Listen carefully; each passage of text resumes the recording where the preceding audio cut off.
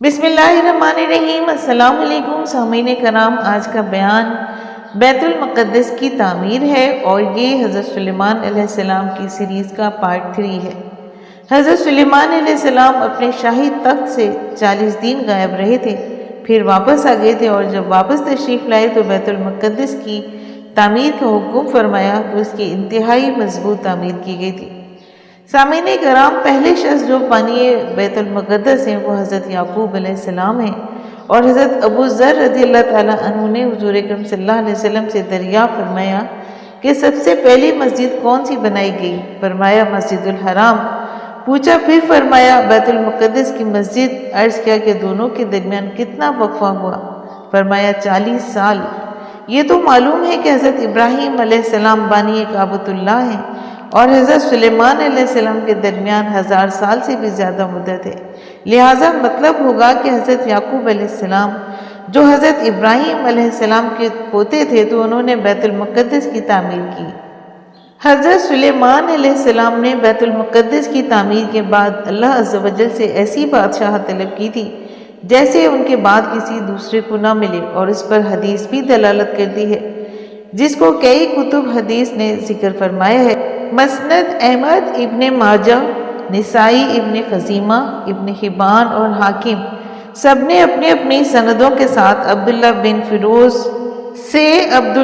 فیروز نے عبداللہ بن عمر بن عاص سے روایت فرمائی ہے کہ رسول اکرم صلی اللہ علیہ وسلم نے فرمایا کہ سلیمان علیہ السلام نے جب بیت المقدس کی تعمیر فرمائی تو اپنے پروردگار عز و جل سے 3 باتوں کا سوال کیا اور ان کو وہ عطا کر دی گئی تھیں۔ تیسری کے بارے میں ہمیں امید ہے کہ وہ ہمارے لیے ہی ہوگی۔ انہوں نے ایک دعا کی کہ میرے فیصلے اللہ کے فیصلوں کے مطابق حق پر مبنی ہوں، اور ان کی یہ دعا قبول ہوئی۔ دوسری یہ دعا کہ مجھے ایسی حکومت دی جائے جو میرے بعد کسی کے لائق نہ ہو، یہ دعا بھی قبول ہوئی۔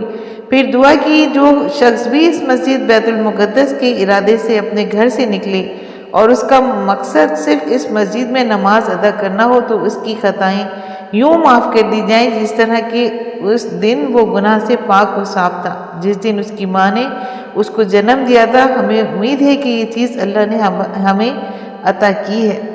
سامعین کرام، حضرت سلیمان علیہ السلام کے چند فیصلے بھی ملاحظہ کیجیے۔ اللہ تعالیٰ سلیمان علیہ السلام اور آپ کے والد داؤد علیہ السلام کی تعریف میں ان کے فیصلے کا ذکر کیا۔ وَدَاوُودَ وَسُلَيْمَانَ إِذْ يَحْكُمَانِ فِي الْحَرْثِ إِذَا نَفَشَتْ فِيهِ غَنَمُ الْقَوْمِ وَكُنَّا لِحُكْمِهِمْ شَاهِدِينَ۔ یعنی اللہ تعالیٰ سورہ انبیاء میں فرماتے ہیں کہ اور داؤد اور سلیمان کا حال بھی سن لو جب وہ ایک کھیتی کا مقدمہ فیصلہ کرنے لگے جس میں کچھ لوگوں کی بکریاں رات کو چر گئیں اور اسے روند گئی تھیں، اور ہم ان کے فیصلے کے وقت موجود تھے، تو ہم نے فیصلہ کرنے کے طریقہ سلیمان کو سمجھا دیا، اور ہم نے دونوں کو حکم یعنی حکمت و نبوت اور علم بخشا تھا۔ اس آیت سے ایک قصے کی طرف اشارہ ہوتا ہے جس کے بارے میں قاضی شریع اور دوسرے اسلاف فرماتے ہیں کہ اس قوم کے انگوروں کی بیل کے باغ تھے، دوسری قوم کی بکریوں نے رات کے وقت ان کو چر لیا۔ دونوں فریق حضرت داؤد علیہ السلام کے پاس فیصلہ لے کر گئے۔ آپ نے انگور والوں کے لیے قیمت کا حکم فرما دیا۔ سامعین کرام، یہ واپس جا رہے تھے تو حضرت سلیمان علیہ السلام کے قریب سے ان کا گزر ہوا۔ حضرت سلیمان علیہ السلام نے پوچھا کہ اللہ کے نبی نے کیسا فیصلہ تمہارے لیے کیا ہے؟ انہوں نے کہا کہ ایسے تو آپ نے فرمایا کہ اگر میں فیصلہ کرتا تو یوں کرتا کہ بکریاں باغ والے کو دے دیتا کہ وہ ان کے دودھ اور بچوں سے فائدہ حاصل کرتے، اور اس وقت تک بکریوں والوں انگوروں کے اثر نو فصل کرتے۔ جب فصل تیار ہو جاتی تو اپنی بکریاں واپس لے لیتے اور باغ بما انگوروں کے مالک کے سپرد کر دیتے۔ اس فیصلے کی خبر حضرت داؤد علیہ السلام کو پہنچی تو آپ نے اسی کو نافذ فرما دیا۔ سامعین کرام، ماں کی مامتا کا ایک قصہ بھی ملاحظہ کیجیے۔ اسی قصے کی طرح صحیح بخاری و مسلم میں ایک قصہ ہے کہ حضرت ابو ہریرہ رضی اللہ تعالیٰ عنہ سے روایت کرتے ہیں کہ رسول اکرم صلی اللہ علیہ وسلم نے فرمایا کہ 2 عورتیں اپنے بیٹوں کے ساتھ چلی جا رہی تھیں کہ بھیڑیے نے ایک کے بیٹے پہ حملہ کر دیا اور اس کو لے گیا۔ پھر دوسرے کے بچے کے بارے میں دونوں جھگڑ پڑی، ہر ایک بولی کہ یہ میرا بچہ ہے۔ بڑی نے کہا کہ تیرا بیٹا چلا گیا ہے، چھوٹی نے کہا کہ بلکہ تیرا بیٹا گیا ہے۔ دونوں حضرت داؤد علیہ السلام کے پاس فیصلہ لے کے گئیں آپ نے بڑی کے لیے بچہ فیصلہ کر دیا۔ پھر دونوں کا سلیمان علیہ السلام کے پاس سے گزر ہوا۔ آپ نے فرمایا کہ مجھے چھری لا کر دو، میں اس بچے کے 2 حصے کر دیتا ہوں تاکہ ہر ایک کا آدھا آدھا لے لے۔ یہ سنتے ہی چھوٹی سے رہا نہ گیا، وہ بول پڑی کہ اللہ پر رحم کرے، وہ اسی کا بیٹا ہے، لہٰذا پورا اس کو عطا کر دیں۔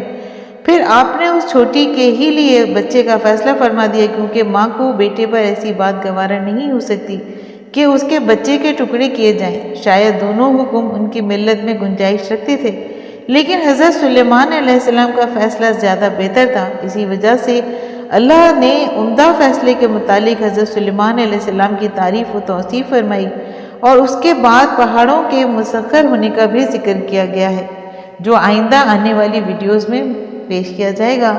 سامعین کرام، امید کرتی ہوں کہ آپ کو آج کا بیان بیت المقدس کی تعمیر اور حضرت سلیمان علیہ السلام کی چند فیصلے اور ماں کی ممتا کے انوکھا قصے کے بارے میں سن کر آپ کی علمی معلومات میں یقیناً اضافہ ہوا ہوگا۔